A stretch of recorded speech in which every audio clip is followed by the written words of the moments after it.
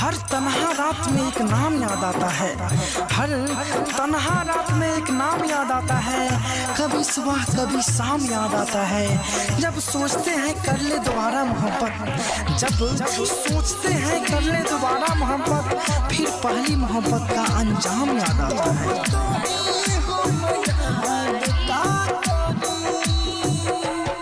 जब तू ही भुला गइलू तब तो ही हम याद का करी। आँखिया में बसल आंसुआ के हम बरसात का करी, के हम बरसात का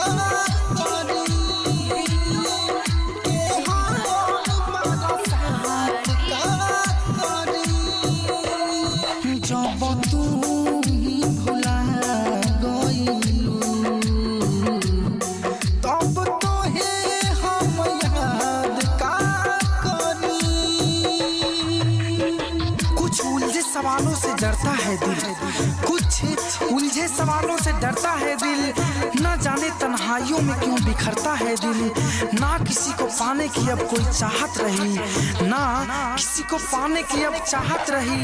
बस कुछ अपनों को खोने से डरता है।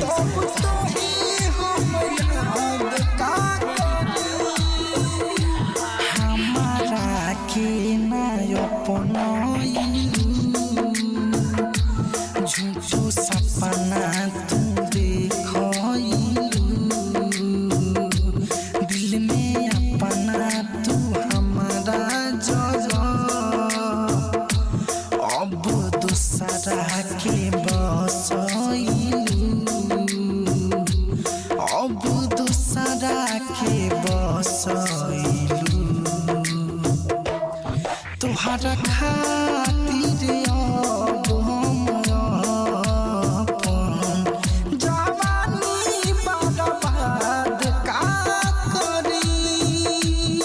जब तू भुला गइलू तब हम तोहे याद का करी। तू नहीं तो ये नजारा भी बुरा लगता है, तू नहीं तो ये नजारा भी बुरा लगता है। चांद के पास सितारा भी बुरा लगता है। ला करके जिस दिन छोड़ा है तूने भंवर में मुझको, ला करके जिस दिन छोड़ा है भंवर में मुझको, मुझको दरिया का किनारा भी बुरा लगता है।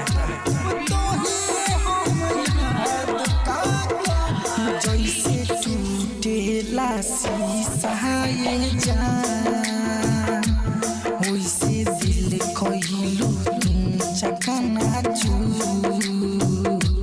अवधि से आरे उनके तू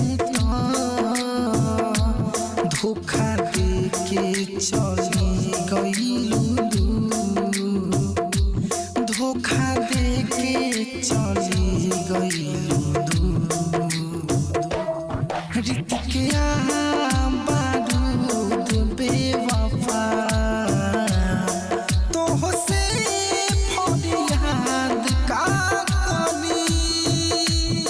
जब तू भुला गइलू